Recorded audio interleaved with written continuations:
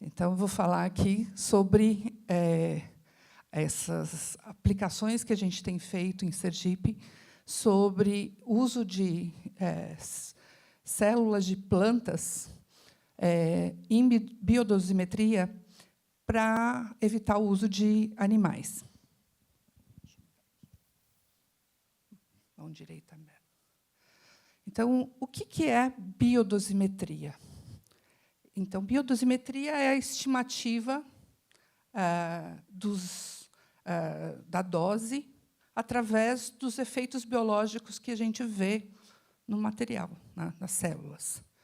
Os métodos tradicionais, que olham os linfócitos no sangue, são muito demorados, tem um problema ético, né? Eu não posso irradiar ninguém para testar. Eu posso coletar dados de pessoas que foram irradiadas, mas eu não posso fazer testes com pessoas. E tem uma logística complexa. Mas biodosimetria é muito importante, porque o efeito da radiação, quando eu trabalho com dosímetros de estado sólido tradicionais, por exemplo, TLD, o SL, eles não veem todos os efeitos que ocorrem depois da radiação nos seres vivos. A gente tem reoxigenação, a gente tem redistribuição das células, tem efeitos de reparo, repopulação. Então, isso os dosímetros convencionais não veem. É claro que eu não posso substituir a dosimetria convencional, mas eu posso complementar ela com estudos de biodosimetria.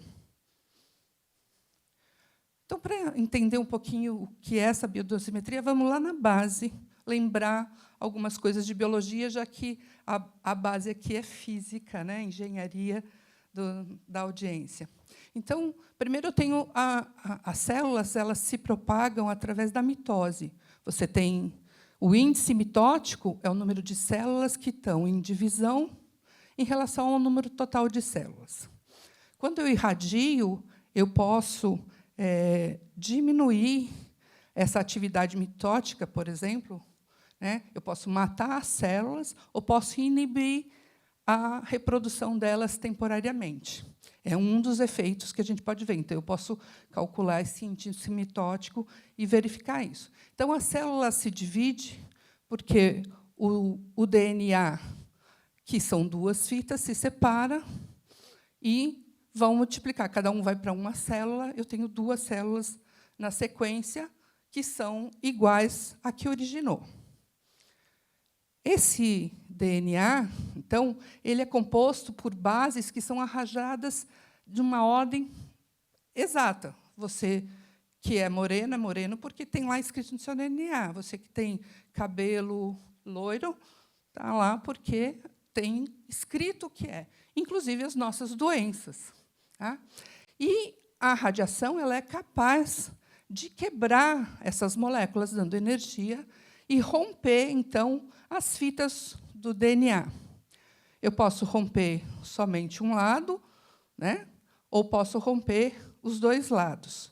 Para acontecer a mitose, né, eu tenho um lado da fita, né, separado do outro. Cada uma vai para uma célula.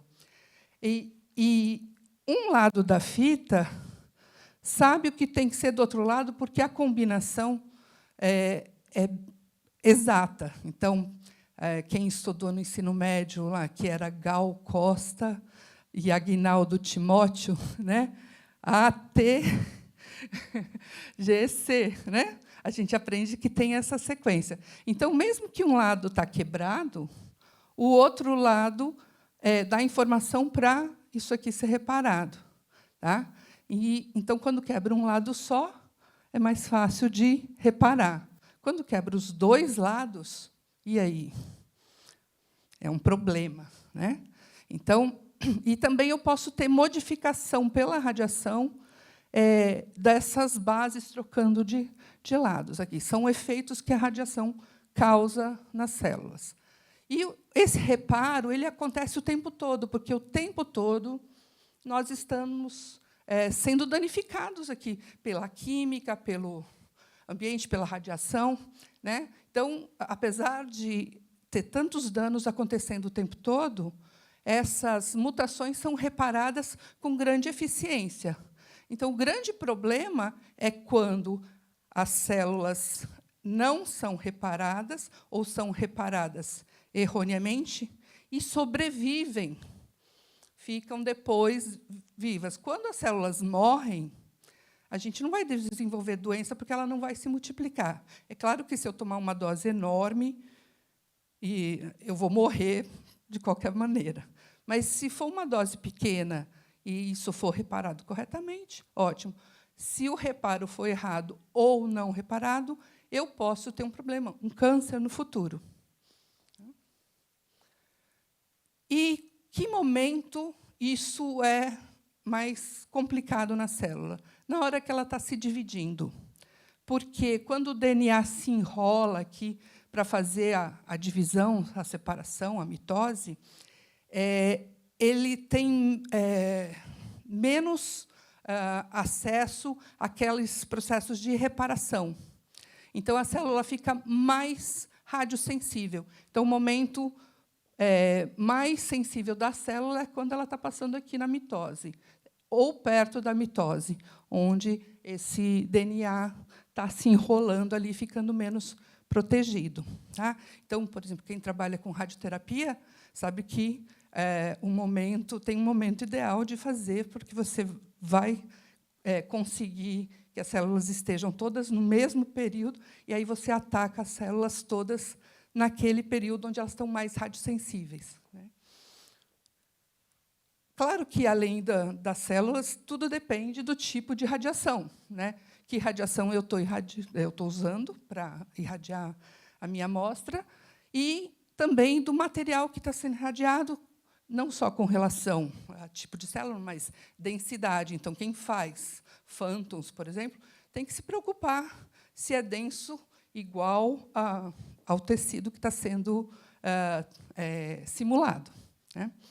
Bom, quando a gente tem radiação alfa, a gente sabe que ela ioniza bastante, né? Causa uma ionização grande num volume pequeno. Já a beta tem uma ionização menor e tem um caminho aleatório. Aqui, essa diferença de caminho, né? A alfa vai linear e a beta vai como um bêbado por causa da massa. Mas o poder de ionização não é por causa da massa, que eu escuto muito essa conversa e está errado. O efeito do LET ele é devido principalmente à carga. Eu tenho stopping power, que depende dessa quantidade de energia depositada no meio, e essa quantidade de energia depositada no meio depende do Z², que é a carga em unidade de energia. Então, quando eu comparo o efeito da força gravitacional com a força eletromagnética, eu vejo que dá 10 a 40 vezes maior a força eletromagnética, ou seja, não é a massa. Tá? A massa te dá a orientação do caminho. Né? A alfa vai com inércia grande. A beta vai porque tem massa pequena. Mas não é a massa que ioniza, o efeito vem eletromagnético. Tá?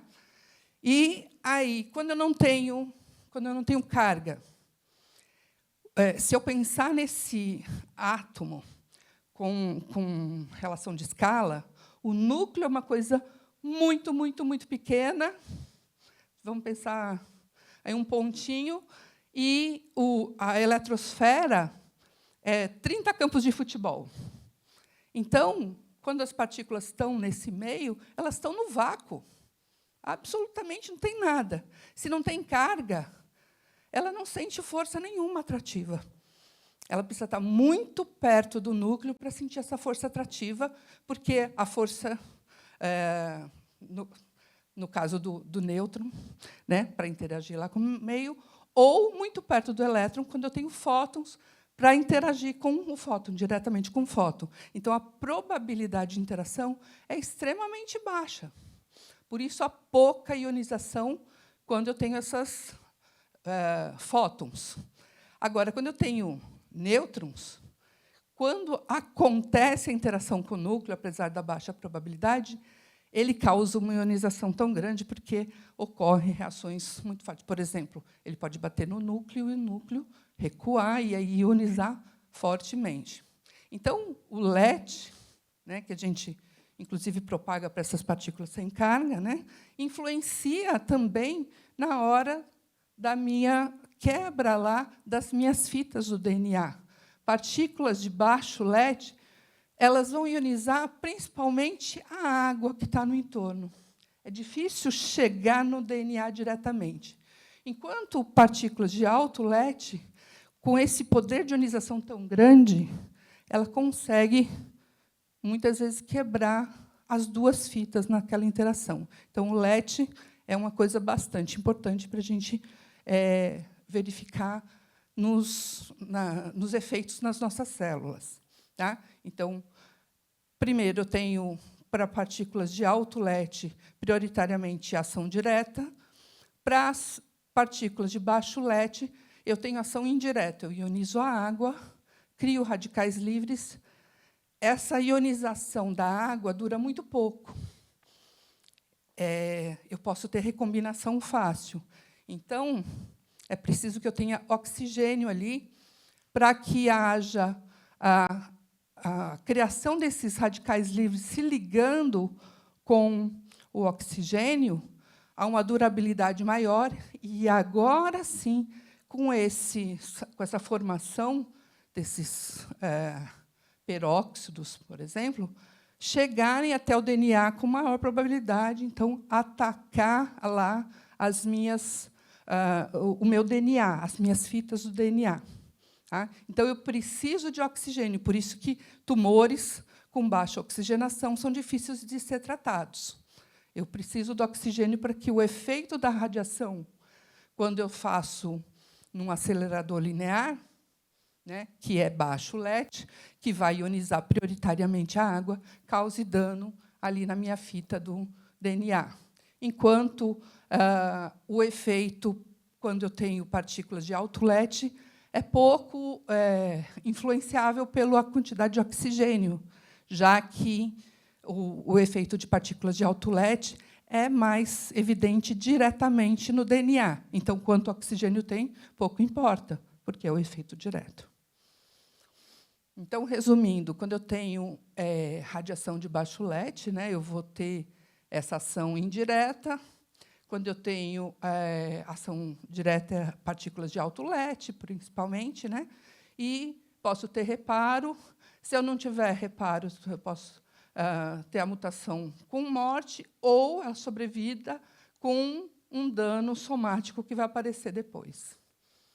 E como é que eu vejo isso? Então, tudo isso que aconteceu nas minhas células, né, eu posso olhar no microscópio o que está acontecendo aí com o meu DNA. Eu consigo ver, por exemplo, micronúcleos que vão surgir aí, que são fragmentos que são criados quando a radiação interage lá e quebra pedacinhos do meu material.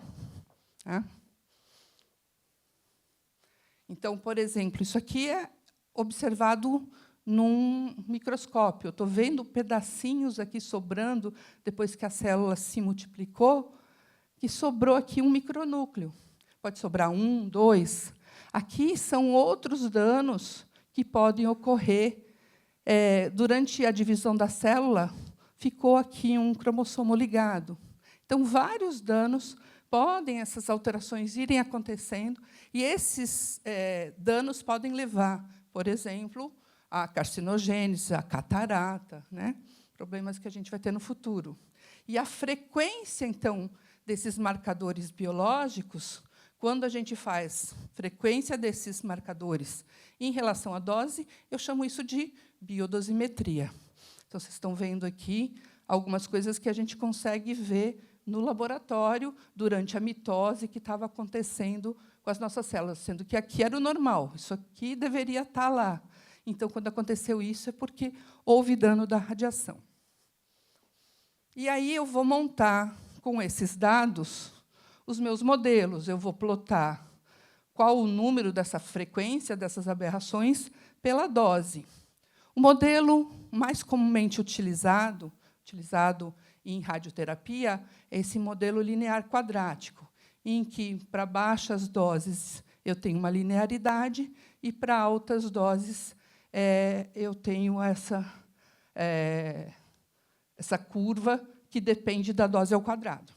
Tá? Então, ele descreve a sobrevivência das células como função da dose, e é fundamental para justificar o fracionamento na radioterapia, para que as células que são saudáveis sobrevivam e as células cancerígenas morram com aquela dose que a gente está dando. Mas ele é um modelo que é uma aproximação. Ele só conta para essa dose-resposta matemática, que é uma relação muito simples, sem modelar tudo o que acontece em biologia. Então, a gente precisa se aprofundar nisso para melhorar, inclusive, os tratamentos. Então, como fazer isso em vivo? Eu quero ver todas aquelas coisas que ocorrem num ser vivo, irradiando, testando, fazendo todo o ciclo. Muita gente trabalha com células in vitro. Mas células in vitro não tem um indivíduo ali. É quase como uma resposta individual de cada célula. Eu não tenho o poder da resposta do indivíduo como um todo. Tem gente que já fez testes em vivo com pessoas. A Veia Oetker, aquela do hominho, fez teste para saber onde é que ia a aveia quando os meninos se alimentaram aqui. Isso deu um processo gigantesco. Mas aí eu posso pensar, então, eu posso fazer em bichinhos. Cada vez mais difícil fazer trabalhos com animais. Existe um projeto do passado que estudou muitos efeitos que a gente conhece hoje, que foi o projeto Mega Mouse, mouse, milhões de ratinhos que foram estudados. Vocês podem imaginar fazer testes em milhões de ratinhos hoje? Eticamente inaceitável. Tem gente que faz testes com o peixe-zebra. Na verdade, o embrião. Eles não consideram animal quando ele está em embrião. Mas eu acho que, eticamente, é também meio furado isso. E, então, a gente pensou num modelo que a gente pudesse trabalhar, que substituísse os animais, e, claro, humanos, em que a gente pudesse testar muito. Não é um modelo definitivo. Eu vou testar muito. É claro que depois eu vou passar para o modelo animal, depois eu vou testar, talvez, em humanos, mas que a gente pudesse brincar com a radiação sem medo. Tá? E, por isso, a gente pensou em plantas.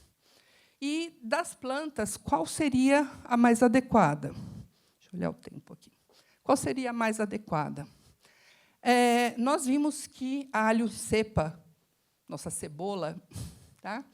É bastante importante, é um modelo muito usado para muitas coisas aí ambientais. Por exemplo, metais pesados. O pessoal estuda os efeitos dos metais pesados na alho cepa, e os resultados chegam a ser quase 100% iguais às das células de mamíferos. Então, nós somos bem parecidos com cebola, se a gente for pensar no fundo. Tá? Somos um bando de cebolas.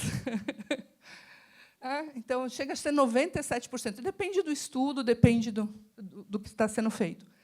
E nós percebemos que ninguém estava fazendo estudos de efeitos da radiação nas cebolas, a não ser de altas doses. Sendo que maior dúvida vem para a gente de baixas doses. Então, nós começamos a investigar a possibilidade de usar as sementes de cebola. Cebola dá em semente. Depois cresce, não sei se vocês conseguem ver aqui, isso é um meristema, é a raizinha. Quem já plantou feijãozinho no algodão viu sair aquilo é o meristema. São as células tronco, vai virar todo o resto da planta. Então, a gente falou, vamos fazer isso com as cebolas, num ambiente bem controlado, Tem gente que faz assim, com as raízes da cebola, assim. A gente não faz esse, a gente faz esse, a partir da sementinha. Então, essa cebola, como bioindicador, é fácil, de baixo custo, cresce rapidinho os meristemas. Eles, em 4 dias, já estão num tamanho suficiente para ser testados. Tá? Tem um grande número de cromossomos para a gente conseguir ver, e essas aberrações são bem visíveis quando a gente coloca no microscópio. Né? Ele é sensível para detectar danos no DNA, já era conhecido desses estudos em produtos químicos da natureza. Né? A gente pode usar o micronúcleo, que é bem fácil, eu mostrei para vocês que são pedacinhos, mas também outras anomalias mitóticas. Tem um alto índice mitótico que ajuda a detecção. Então, quando você tem essas células-tronco, elas estão se multiplicando rapidamente lá na cebola, então é muito bom para isso.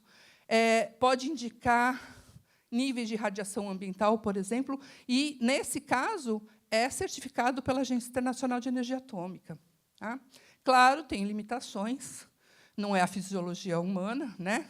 Falta detalhes do mecanismo molecular que tem nas pessoas, mas eu posso fazer vários testes e usar depois como uma informação, transladando isso para células de mamíferos. Então, como é que a gente faz isso no laboratório? A gente vai olhar as nossas células num microscópio óptico comum. Tá? Dá para fazer isso num laboratório razoavelmente simples.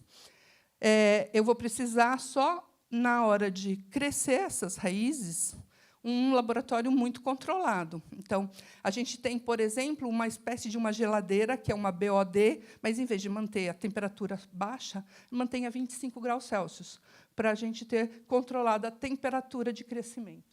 Tá? E depois a gente conta, a parte chata é contar nas lâminas quantos danos aconteceram, porque isso envolve pelo menos 2 horas para cada lâmina. Tá? É um trabalho metódico, chato, que demora bastante tempo, mas bastante importante. Então, o pessoal prepara as amostras nas placas de Petri, coloca água aqui, ou o que quiser testar. Então, a gente tem testado outras coisas. Tá? Deixa germinar na nossa BOD. Depois que germina, a gente, por exemplo, pode irradiar, que é com uma fonte beta, tá? E espera o ciclo que a gente quiser. A gente espera 24 horas para um ciclo, né? Ou pode esperar mais, fazer testes com diferentes ciclos. Tá? Então, já fizemos vários testes. E depois, então, num ambiente estéril, tudo muito bem controlado, a gente prepara as lâminas, a gente usa orceína para dar cor, porque, senão, seria completamente transparente, orceína para dar cor nas nossas células, prepara as lâminas de microscópio e coloca para observar. Isso aqui são nossos resultados, ficam bonitos assim mesmo. E Thelma me perguntou outro dia sobre reprodutibilidade. Né? A gente faz, para cada slide, né, para cada lâmina, a gente tem que ler pelo menos 1000 células. É bastante. E, para cada dose que a gente dá, a gente faz pelo menos 3 lâminas. Então, 3.000 células. Então, pelo menos esse número. E nossos testes têm dado diferenças de menos de 1%. Então, é bem preciso. Tá? Aqui são nossos resultados, só para vocês verem como é que quem está contando aqui tem 2 micronúcleos, está vendo? Aqui também, aqui só tem 1. Então, quem está contando vai olhar isso nas células e vai marcar. Tá? Aqui são outros tipos de coisas que a gente viu nos experimentos. Tá? E a gente pode fazer a frequência disso em relação à dose. Então, nós começamos com ultravioleta, fizemos com o UVC e o UVB. Vocês veem aqui que a frequência de células com micronúcleos mostram uma dependência linear aqui, né? Ou pelo menos um comportamento, uma linha, com a dose absorvida. Um pouquinho diferente o UVC do UVB. O UVB é menos danoso, né? Que é uma coisa que a gente já esperava. Aqui são células com micronúcleos induzidas por radiação beta em função da dose. Então, nós temos aqui frequência de 1 micronúcleo, células com 1 micronúcleo, aqui com 2 e 3, e aqui a combinação, né, de 1, 2 ou 3 micronúcleos, para a gente verificar se tem linearidade, se eu posso depois aplicar isso em algum estudo. Aqui, a gente viu a diferença do LET. A gente irradiou com partículas alfa e irradiou com raio-x num acelerador linear. E a diferença angular aqui deu exatamente o que a gente esperava, que é um fator de 20 para alfa. Ou seja, um modelo realmente que funciona como a gente esperava para células de mamíferos. Tá? Então, a gente pode agora começar a fazer aplicações. A gente pode entender, por exemplo, o efeito da dose, da taxa de dose, na flash, que ninguém sabe explicar por que aquela taxa de dose altíssima, né, tem que ser uma dose maior que 40 grays por segundo, num tempo pequeno, tempo super curto. Vamos fazer uma comparação com um fogão. Eu tenho um termômetro, o calorímetro, né, e eu vou medir a temperatura, né, no meu fogão da minha comida. Então, eu ponho na panela e vai esquentando. Mas agora eu não tenho que medir aquilo, eu tenho que medir no fósforo. Eu vou acender o fósforo e tenho que medir. Vocês percebem a dificuldade. E também, se eu for pensar nessa taxa de dose tão alta, todos os outros modelos de dosímetros, por exemplo, câmara de ionização, você pode ter muita recombinação, porque a dose toda é colocada muito rápido, então você perde muito sinal. O que vai acontecer no ser vivo? Como é que eu vou explicar, entender a dose? Então, a gente pode agora brincar com as cebolas, a gente já começou. Não tinham resultados muito bons, por isso eu não impus os resultados aqui para vocês. A gente precisa repetir. Mas a gente está testando nesse flash aqui, que está lá em Pisa. Ele é um acelerador que trata com elétrons. Tá? Eu também posso estudar radioprotetores. Quando eu tenho aquele efeito de radiação de baixo LET, que são radiações de baixo LET, que elas ionizam a água, cria aqueles radicais livres, né? Se eu tirar esses radicais livres, eu posso evitar o efeito da radiação. Então, isso aqui é o uso do radioprotetor. Aí você vai falar, para a radioterapia é mais complicado, porque eu não quero tirar o efeito, mas eu posso tratar, por exemplo, a pele. Será que, se eu tratar localmente a pele, eu evito na mama, por exemplo, uma queimadura? Ou eu posso dar para um soldado que vai para a guerra? Eu posso dizer que tem mais dinheiro envolvido com isso. A gente está recebendo financiamento para fazer produtos para soldados, né? Que é projeto europeu, né? O pessoal está interessado nisso. Então, eu posso colocar radioprotetores naquela água que crescem minhas sementes. Então, eu coloco lá e consigo ver. A gente já tem feito isso com algumas coisas e tem dado resultado interessante.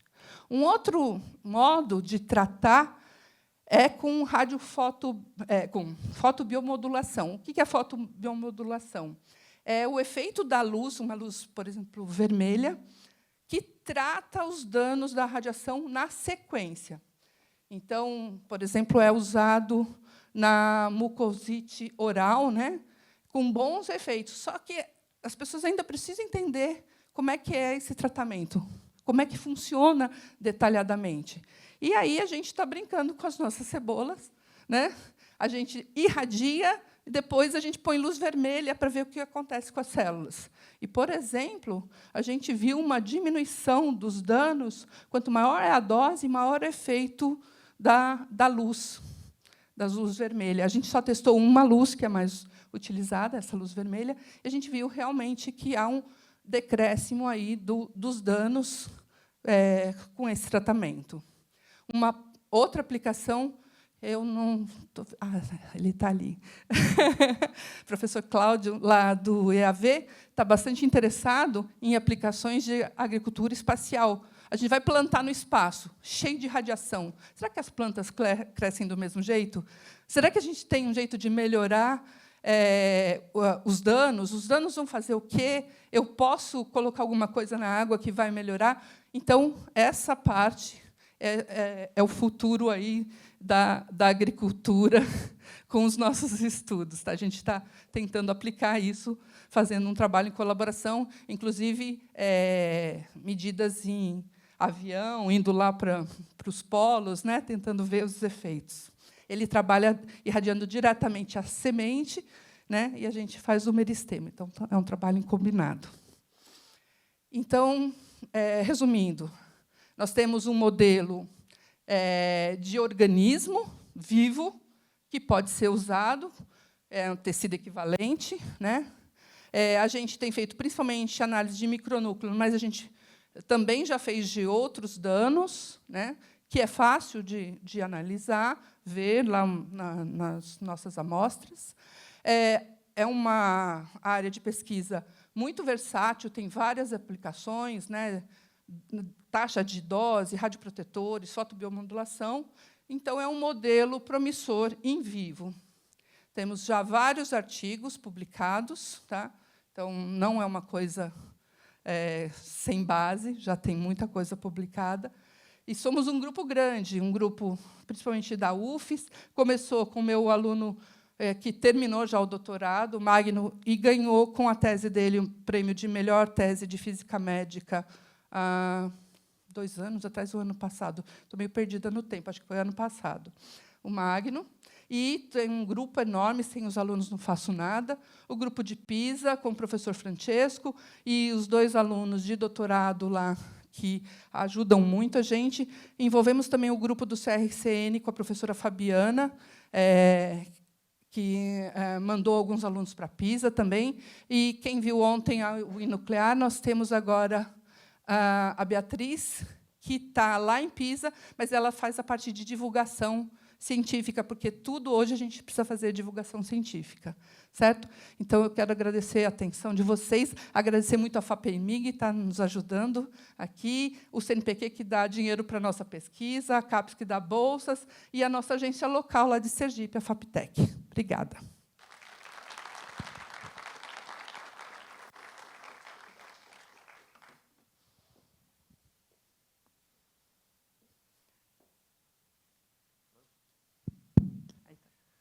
Thank you, Professor Susana, for a very deep, actually, exposition of the radiobiology mechanisms. It was very, very enjoyable. Could I ask the audience if there are questions?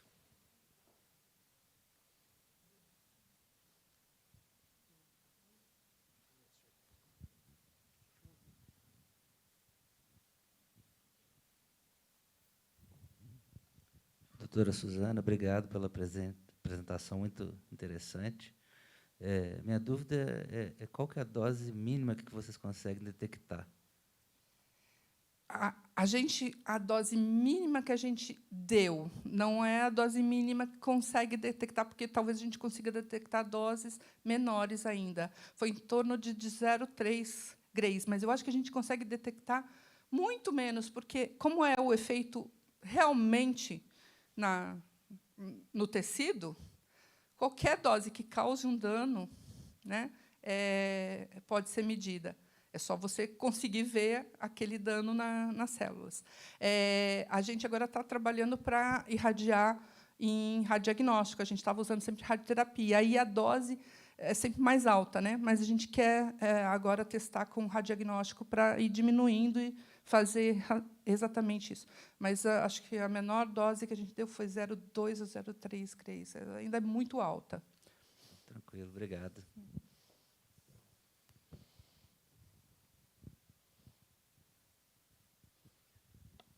E Susana, excelente trabalho. Gostei bastante. Acho que a gente pode conversar melhor depois, né? É uma área que eu tenho interesse. A gente tem tentado fazer alguns experimentos. A gente tem feito com levedura, mas elas são bem resistentes, né, Bruno? E aí eu queria Mas perguntar... com essa experiência você já pode transladar para as plantas, que é fácil, bem mais fácil. E como que você chegou na cebola? Foi um acaso ou... A gente viu na literatura o que o pessoal mais usava para ataques químicos, né, para problemas de contaminação ambiental. E a gente viu que a cebola chama teste allium cepa.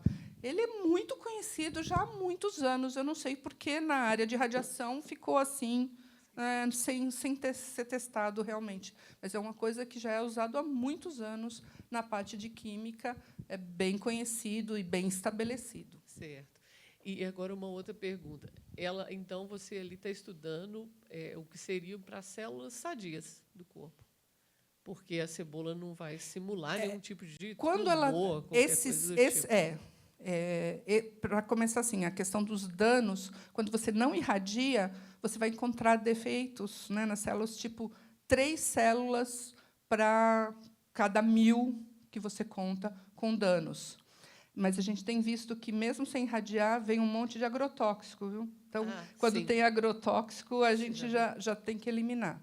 Mas, sim, células sadias que foram irradiadas. A gente não consegue simular o tumor nas células aqui. Uma última pergunta, só para não monopolizar aqui. A gente também queria fazer um teste de aplicar baixas doses de radiação para ver se elas ficariam mais radioresistentes. A radioresistência. Radiação.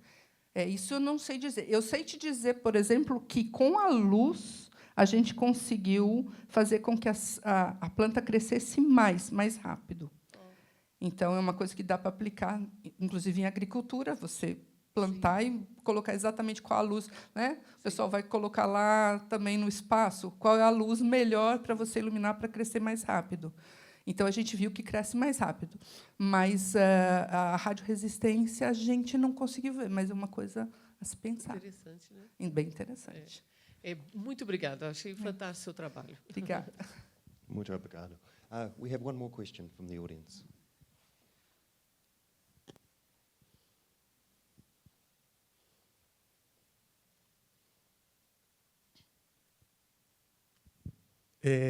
Eu tenho 2 perguntas. Estou contente que o matemático entendeu a física. A primeira delas é se essas células danificadas reproduzem, já tem um pontinho numa célula, quando ela vai ter um filho, ela vai ter 2 células com pontinho. Sim. Eu suspeito que essa correção quadrática que você tem, na verdade, seja uma correção exponencial. Sim. Aquele é um modelo, né? Existem vários modelos. Esse é o modelo mais utilizado em radioterapia. Tá. E a segunda coisa, é mais uma sugestão, é que você não pode mandar os meninos contar a célula de cebola danificada, não. Você faz uma inteligência artificial facinho para contar pontinhos na imagem. Então, já tem várias pessoas que querem fazer isso para mim, e ainda não consegui avançar, porque eu preciso ter a imagem com a identificação. E assim, os meninos nunca me passam aquilo perfeito. Assim, tem um professor na Unicamp, o professor Jun Takahashi, já tem uns 2 anos, ele todo dia, quando você vai me mandar as imagens? E eu falo para eles, vocês vão parar de contar, vocês não querem isso? E eles estão me enrolando com os dados, porque quem faz mesmo são os estudantes, né? A gente só fala aqui, quem faz são os estudantes. Mas você pode fazer com imagens saudáveis e você, no computador, adiciona os pontinhos. Inclusive, o pontinho pode ficar em cima... Para os micronúcleos, né? Mas a gente quer identificar várias outras coisas, tem vários outros defeitos. Sim, né? mas, inclusive, os pontinhos ou risquinhos, se for o outro caso, podem ficar em cima da imagem escondidos, e você consegue, na inteligência, fazer o resultado. Isso eu não sei. Então, e depois, podemos fazer isso. Ó. Com seus resultados com os alunos, você pega, faz contagem, manda o negócio, e você faz o erro empírico lá. Porque a gente tem que ser capaz de diferenciar o que é realmente micronúcleo, que a gente no olho sabe, e algum problema na imagem. Às vezes acontece problema. É claro que eu mostrei imagens bem bonitas. Né? Mas os erros são muito bons com a inteligência artificial. Esse negócio de ficar contando... Sim. Verdade. A gente precisa dar um upgrade nisso. Muito obrigado. Thank you. Professor Susanna, If I could ask a question, and if I could have an answer in both English, perhaps, and Portuguese. A very quick answer. But you mentioned very briefly flash radiotherapy, but you also brought up the concept of oxygen fixation, Yes. which we understand to be the mechanism by which hypoxia helps tumours to evade radiotherapy and to continue to survive. What are your thoughts on how that mechanism has perhaps importance in FLASH? I think it's part of the answer, but it's not the total answer, because people has evaluated this and they saw that it's not only the oxygen effect that respond for this protection of the normal skin, for example. We really don't know. We are trying to make this in our samples to try to understand, but we did it just once because the flash is always busy. You need to be in the line waiting for the moment, the right moment. But we are seeing that, for example, we see that the radiation is not really in the total area, but it appears like I forgot the name to brush. Yeah, it appears like this. So you have some points with high dose and some points without dose, and the effect propagates around. I want to know to won the Nobel Prize. I think that would be worth it. Thank you very much. Thank you. A round of applause.